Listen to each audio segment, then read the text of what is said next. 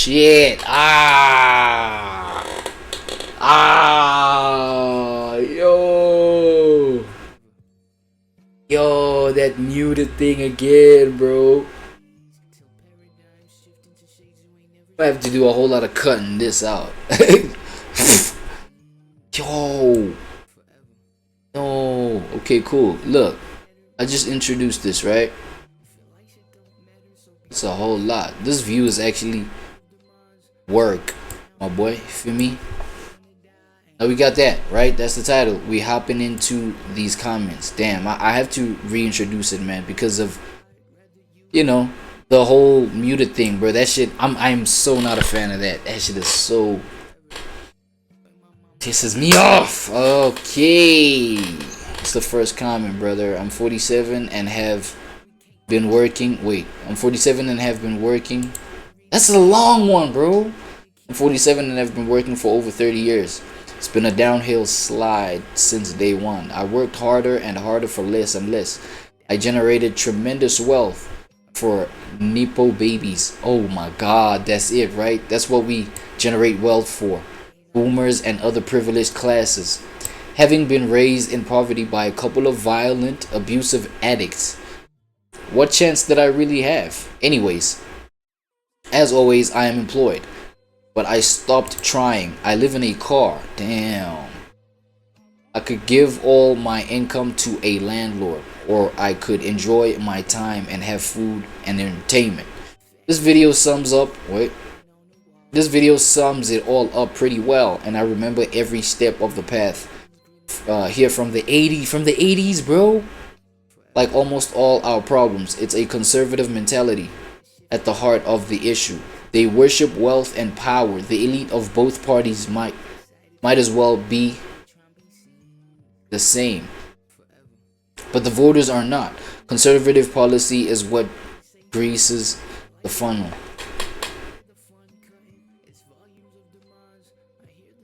Yeah, I guess it does get to that point, right?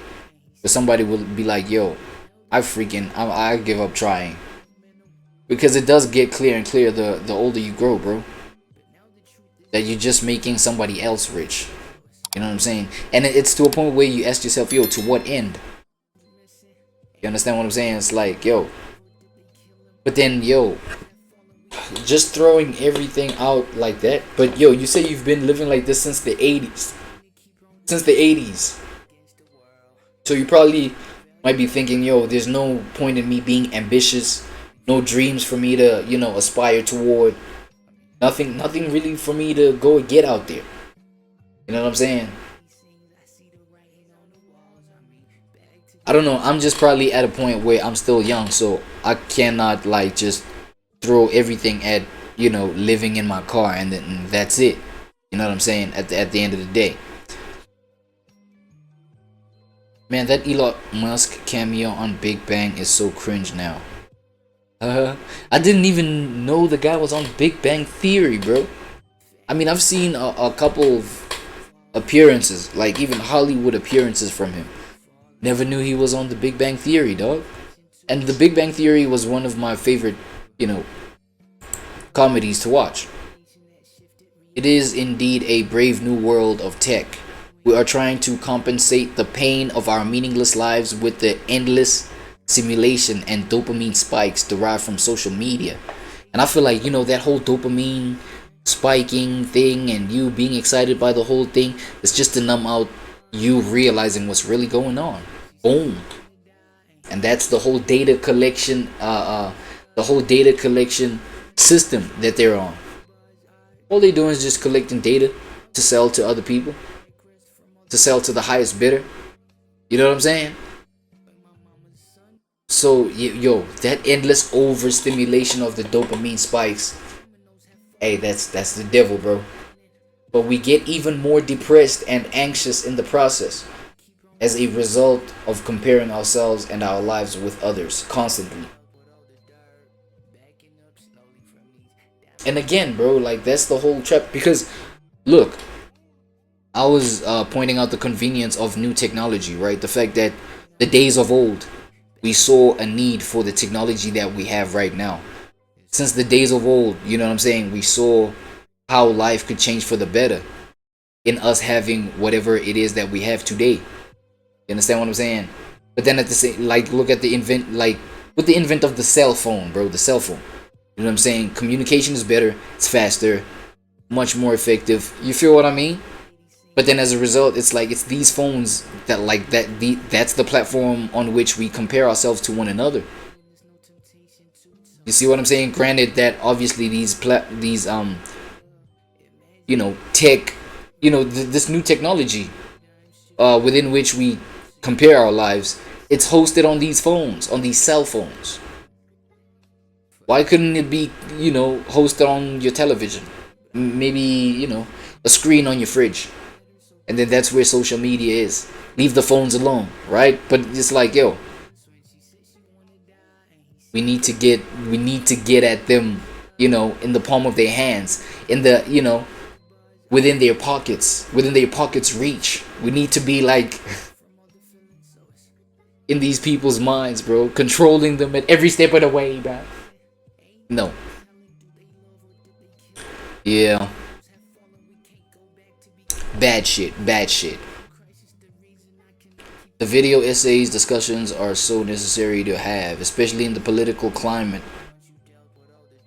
Never stop making videos. You need to keep making these videos as long as you live. Yep. The line, Mr. Zuckerberg, you and the companies before us have blood on your hands, is strangely and cheaply ironic.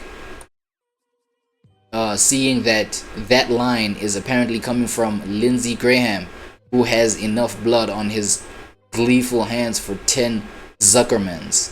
Whoa, 10 Zuckermans. Is that 10 Zuckerberg lifetimes?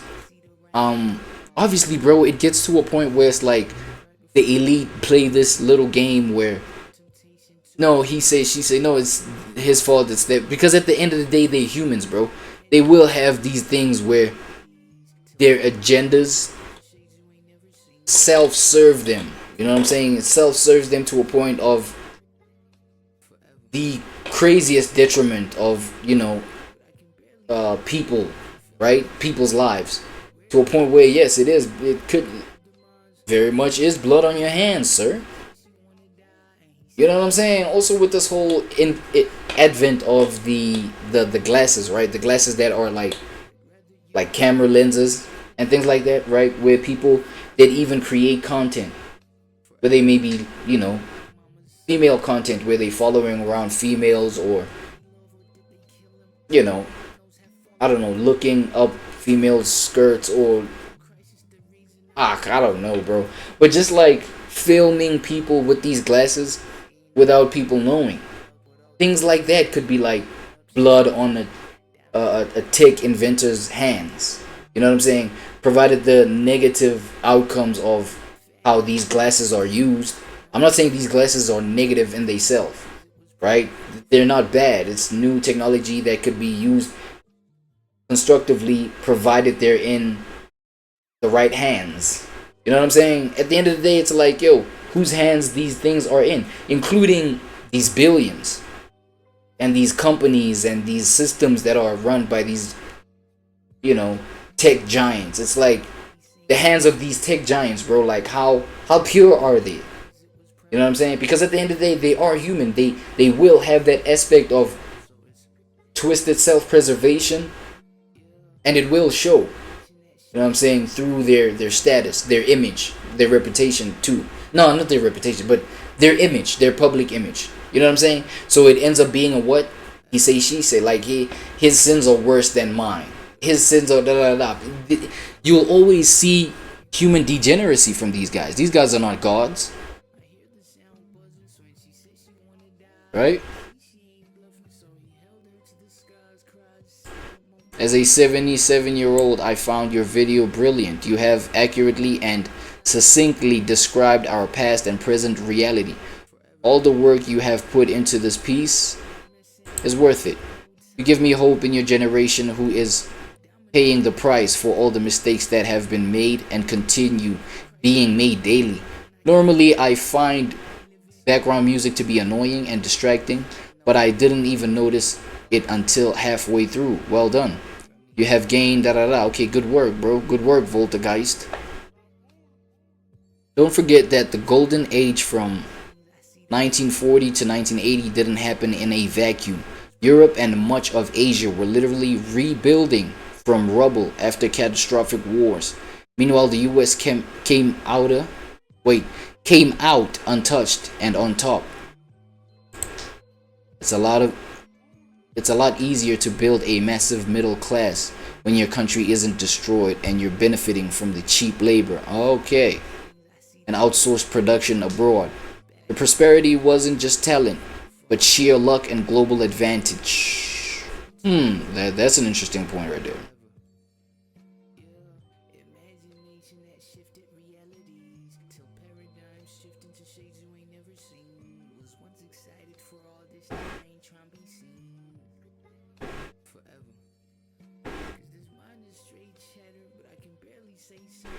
The robber barons of the Gilded Age were known for the cruelty and greed, so they used philanthropy, not as a way of life, but to rehab their names later in life. Yes!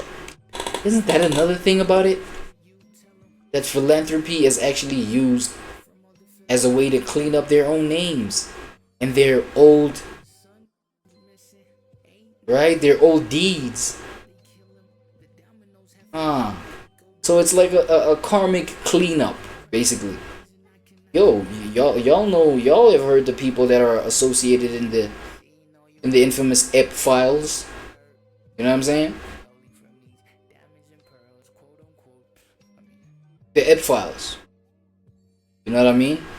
All of those people are powerful people. All of those people are people that, like, yo, once you hear about the deeds that they were on Epps Island, you know what I'm saying? It's like, yo, those are the kind of things you hear about those, and obviously you'd also hear of, you know, some good work that they be doing just to clean up those kind of works, those kind of deeds, those kind of darknesses. You know what I'm saying? So philanthropy, man, philanthropy, bro. This shit right here is used as a mighty tool, man. I'm telling you. It does all the work, man. That's their baptization. Shit. You know what I'm saying? Once they become philanthropic again, that's baptizement. That's them being baptized anew, born again. Right? As if I never had sinned.